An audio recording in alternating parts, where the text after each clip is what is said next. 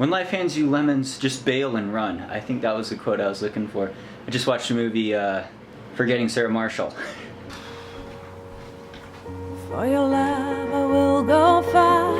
I wanna be wherever you are. I know I'm coming back for you. Our love is a river long, the best right and a million wrongs. I know I'm coming back to you. And I'm happy, nothing's going to stop me.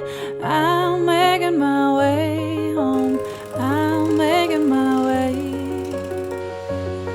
I go solo, oh I go solo. I'm making my way home, I'm making my way.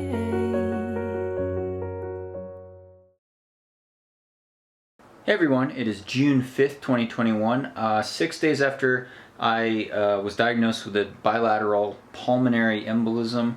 I spent overnight in the hospital. If you don't know what I'm talking about, check out my last vlog, most recent vlog from a few days ago. But yeah, back home, feeling a bit better this week. Got the diagnosis, pretty serious one, and first of all, I want to thank everyone for all your supportive comments. It's just been really amazing to see people sharing their stories, offering advice, just well wishes and words of encouragement, and it's been really great uplifting for me as I launch into this recovery process, which I'll admit I'm not a doctor, not a medical expert. Recovery from this really varies depending on the individual case, and everyone's different.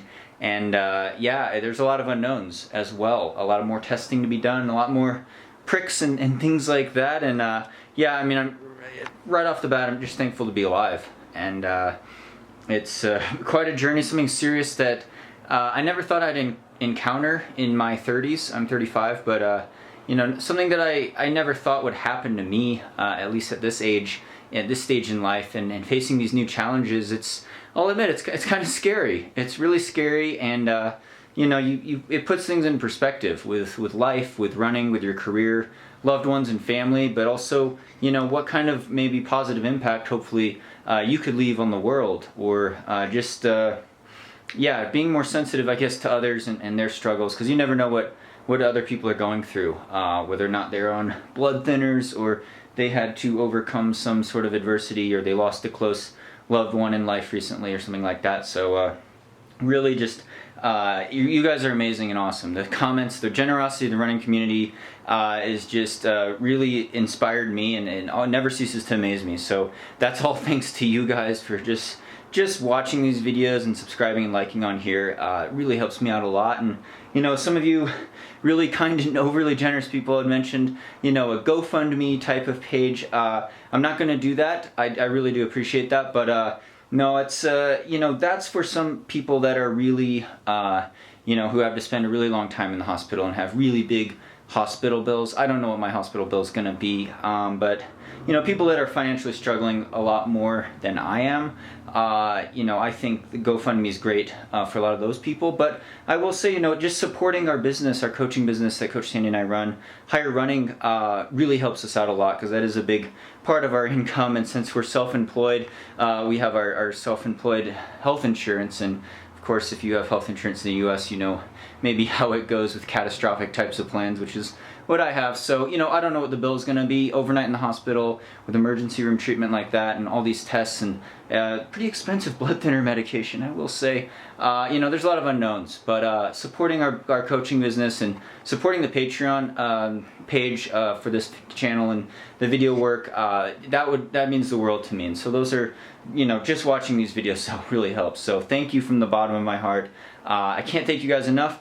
I'm going to try to do some really light, really easy activity today. I know some of you are going to be like, Sage, you need to be in bed, you need to be resting. This is going to take weeks and months and who knows how long to slowly recover from. I follow that. I follow the doctor's orders. The doctor said I could do some really light activity. This is more just a test to see how the lungs are feeling, how slightly higher heart rates than walking, not running yet. Slightly elevated heart rates more than just walking. I've been actually enjoying walking. I usually hate walking, but Sandy and I have taken some strolls, and it's really nice to just get outside and enjoy the scenery and the beauty, and you know, to be alive, but to move the blood around a bit, not to just always be on bed rest. And again, I'm not a doctor. People recovering from pulmonary embolisms, you know, it's very serious. A lot of people are in hospital for a lot longer. They have to be very gradual with their approach. There are certain risks for doing everything, these activities, and you know, I realized I got my heart thoroughly checked out. So you know, the one thing I had going for me was I don't think there's any issue with the heart. My cholesterol's really good, for example. So you know, there's always danger with the heart being under such strain, getting you know, getting your lungs getting deprived of oxygen and stuff like that. And you know, everyone's different. So I'm not saying this is a good recovery approach for anyone. And I'm wearing my heart rate monitor. We're gonna keep it really, I mean, indoor bike spin, very easy and controlled, not much more higher than what I would be exerting if I was going for a walk outside. I like to challenge myself walking up flights of stairs. Actually, that's kind of my barometer the last month, how out of breath I get walking up a flight of stairs. Coming from a professional mountain ultra trail running background, it's humbling, I will tell you that. But we got the indoor trainer out today, nice and easy. If I don't feel good, I'm gonna pull the plug, nice and easy. Just trying to spin the legs a little bit, get the breathing and heart rate up just a little bit, but being very cautious. So you know, I do appreciate all the words rest, rest, rest. The doctors cleared me to do this activity, my personal doctors that have seen the labs and results. Of course, I can't get genetic testing done anytime soon. That's kind of one of the big mysteries, genetic component to blood clotting factors. And you know, I don't have, off the top of my head, anybody in my immediate family or even close in the family tree that has really had any blood disorders with this type of clotting, I don't think, or you know, issues with stroke and stuff like that, until maybe one of my great grandparents or something like that. But yeah, it's a big mystery, a lot of unknowns, but I want to share with you on this recovery process. Let's see if we get a little spin in. I'll let you know how it goes. But thanks for following along in this recovery journey and for still supporting me on here. Hopefully get back to running here eventually. So thank you, and hope you're doing well. All right, indoor studio apartment, indoor bike trainer setup is complete. It's a dumb trainer, but you have the wheel sensor on there, speed sensor. Anyway, it's a really hot day, but I'm not even planning on setting up a fan or anything like that, because I'm not planning on going for very long or very hard. Got to take extreme caution coming back from this. And again, doctors cleared me to do some very light physical activity like this, but that's not the case for a lot of people, especially this soon after a pulmonary embolism. So don't treat this as a treatment plan or anything like that. I'm not liable if you get sick or injured, or don't take this medical advice from me. I'm a non-professional. Anyway, gotta look the part though, right? Even though we're indoor cycling, got the Roka Matador shades on and my climbing hat.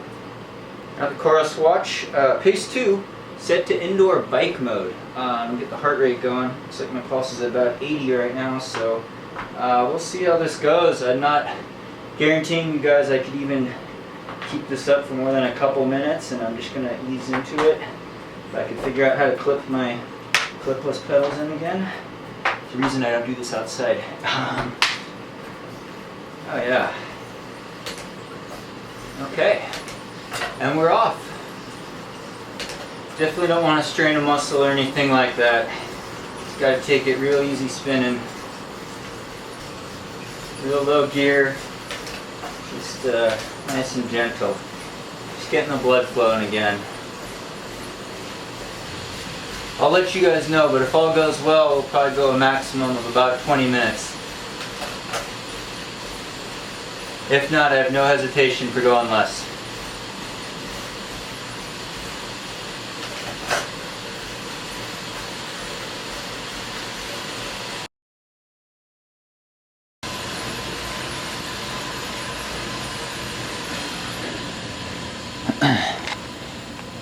Alright, so I actually only went 15 minutes. I could have gone 20.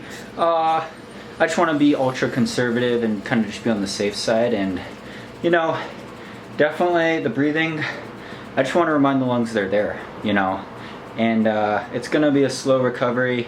It's going to be a process. I got to be patient, probably more patient, I'll admit. Probably take tomorrow off, but kept the heart rate under 120. It was pretty much between 110 and 120. I'll probably upload this activity on Strava, @SageCandy on Strava. So yeah, I did actually work up a little bit of a sweat because I didn't have a fan, and I started with the hat on, my climate hat on in my shades. But yeah, you know, this is encouraging. It feels good to be moving again. I gotta be really careful though. Again, not a doctor. A lot of people, you gotta recover really slow from this. It's not just a matter of days or weeks, but a matter of months and sometimes even years. And you know, of course, some people never recover at all. So I do realize the severity of the situation, and I've been doing a lot of research and digging, and yeah, I really appreciate all the medical professionals and people that have shared other personal stories, or friends of friends or family members. So thank you so much. Again, sorry this isn't an eloquent vlog, but I will keep you updated with the recovery process. More training talks as well to come, bringing back the Training Talk Tuesday. We'll see if I remember this coming week, but thank you so much for all the subscriptions on here, all the likes and thumbs up, and just supporting our coaching business, but also the Patreon. That's what helps Sandy and I out the most. So really, thank you from the bottom of my heart. Hope you're doing well. Thanks to the title sponsor, Hoka One One. Well, thanks to all my sponsors. Hoka One One, Strava, Camelback, Coros, Spring Energy. I'm not going to name them all, but thank you so much. I hope you're doing well. We're going to try to recover together with this. We're going to try to progress with this journey. Life hands you lemons. You fight back. What is it? You ditch the lemons and run? No, you make lemonade, right? Gotta face adversity and try to overcome and try to find progression somewhere in life, but you know, keep fighting the good fight, really. So thank you so much. Hope you guys are doing well. Stay tuned for more of it to Max Productions.